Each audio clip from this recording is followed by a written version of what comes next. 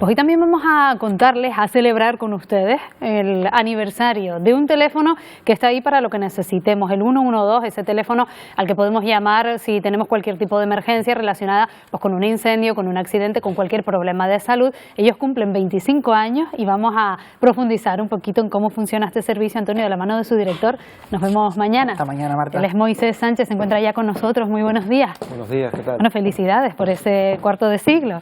Muchas gracias. ¿Cómo ha cambiado el servicio a lo largo de estos años? Pues muchísimo, sin duda alguna, los avances tecnológicos, sobre todo los avances tecnológicos y la evolución de la sociedad como tal, pues ha provocado ese cambio también en la manera de gestionar el servicio, adecuándolo a esos dos aspectos, al tecnológico, como ya he dicho con anterioridad, y por supuesto a la evolución de la sociedad como sociedad. Sobre todo, ¿de qué manera condicionan esos avances técnicos? ¿Cómo ha cambiado la manera de prestar el servicio? Muchísimo, porque hay que pensar que el teléfono único europeo de urgencias, de emergencias 112, se vertebra a partir de decisiones de la Unión Europea y por tanto eso afecta a todos los países de la Unión por igual. La Unión Europea no cesa en su empeño de innovar en cuanto a la tecnología asociada a la atención del teléfono único de urgencia y por lo tanto recordemos que en el año 98 cuando arranca este proyecto en España concretamente, si bien todo viene de una decisión de la Unión Europea a partir del año 91, gestionábamos las emergencias a través exclusivamente de la voz. En la actualidad la Unión Europea tiene un empeño de diversificar esa posibilidad de cara a los ciudadanos y viene un futuro muy, digamos que muy esperanzador en cuanto a determinados colectivos, sobre todo colectivos con problemas de accesibilidad por diferentes tipos de discapacidades, que se va a conseguir de una vez por todas equiparar, ser equivalentes en cuanto a la posibilidad de llamar ya no solo por voz, sino por texto, incluso incorporando la videollamada con texto subtitulado, sincronizado, incluso con traducción simultánea. O sea que el futuro es muy esperanzador en cuanto a estas personas que van a tener esa equivalencia. El año pasado el 112 atendió a 562.000 personas por distintas cuestiones. Comentaba yo en la entradilla que no solo es por un accidente o por un problema que tengamos de salud, sino si necesitamos un bombero o los bomberos, la Guardia El Civil. servicio, al fin y al cabo, lo que pretende es aglutinar mediante una única llamada las respuestas múltiples que pueden darse en diferentes situaciones de emergencia. No olvidemos que las emergencias pueden ser lo que nosotros denominamos monosectoriales, es decir, que solo afectan a una única agencia. Vamos a poner un ejemplo que puede ser una enfermedad en el domicilio de cualquiera de nosotros y ahí la respuesta pues la tiene que dar el competente, en este caso el Servicio de Urgencias Canario, pero hay situaciones en las cuales las respuestas son multisectoriales, es decir, que vamos a poner el caso de un accidente de tráfico en cualquiera de nuestras vías principales de la red de Canarias, en donde confluye la actuación de bomberos, de los cuerpos y fuerzas de seguridad, de la Guardia Civil, de la Policía Local, confluye también los servicios sanitarios, servicios de urgencias canarios, servicios de rescate. Se moviliza una gran cantidad de personas, supongo, ¿no? Yo siempre pongo el ejemplo de que cuando observamos esos despliegues en esos accidentes complejos que pueden tener una autopista, eso no es por generación espontánea.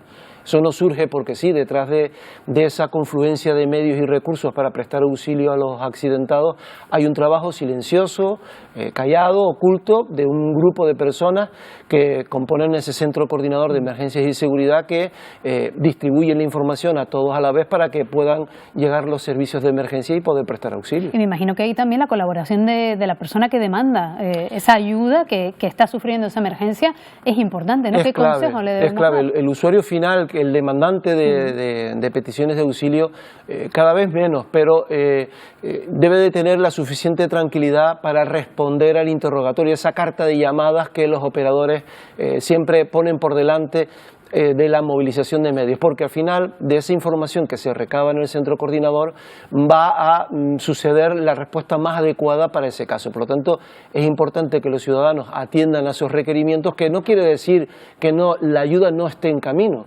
porque hay unos algoritmos asociados a las aplicaciones de gestión de emergencias que dan respuestas automáticas en base a la información que va dando ese alertante en cuanto a lo que está sucediendo.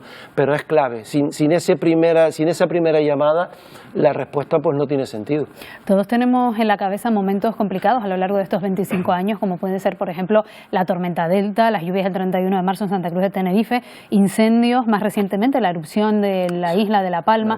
Yo no sé si hay algún momento, alguna acontecimiento que usted recuerde como especialmente duro. Hay una parte fundamental que la ciudadanía desconoce del Centro Coordinador de Emergencias y Seguridad del 112. Está claro que todos conocemos la imagen o la figura de ese teléfono en cuanto a la capacidad de recibir emergencias, pero hay una parte fundamental que trabajamos con la Dirección General de Seguridad y Emergencia, que es el ámbito de la protección civil, aludiendo a esas emergencias en concreto que ha hecho mención.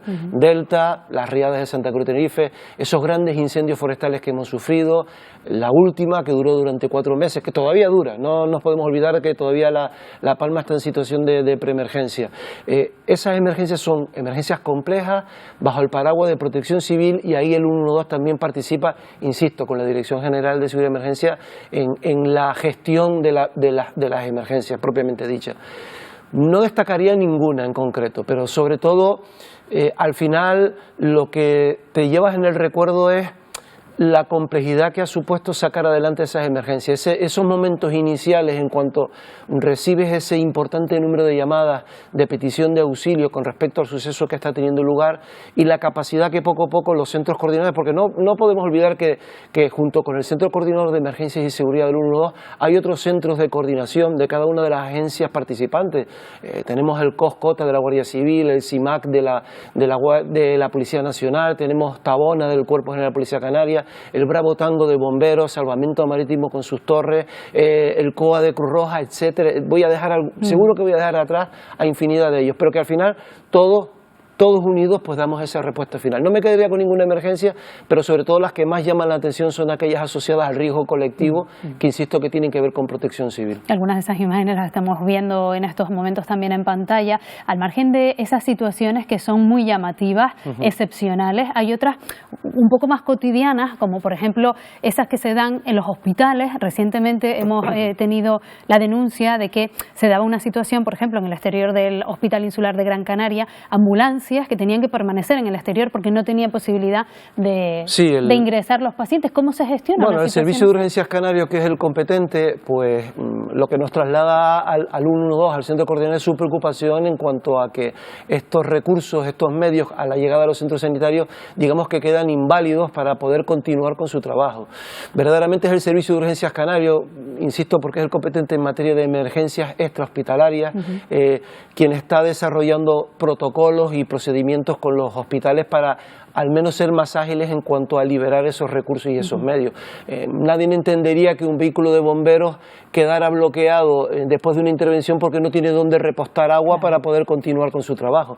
Pero insisto, son las agencias que son las competentes en dar la respuesta las que están desarrollando esos procedimientos, y en este caso en concreto el Servicio de Urgencias Canario con el Servicio Canario de Salud, para intentar desbloquear esta situación tan crítica que se están dando en algunos hospitales de la red hospitalaria de la Comunidad Autónoma de Canarias para ser mucho más ágiles en cuanto a liberar los medios y recursos. Pues Moisés Sánchez, director del 112 en Canarias, gracias por habernos acompañado, muchas felicidades por esos 25 años y por ese trabajo que realizan diariamente. Simplemente desde aquí trasladar ese agradecimiento a todos los que formamos parte de esta familia del 112, que no solo es el teléfono, sino que detrás, insisto, nuestra labor es muy silenciosa, muy callada, pero que detrás hay un despliegue importante de medios y recursos que son al fin y al cabo los que dan respuesta a los ciudadanos. Muchas gracias. A ustedes por darnos voz.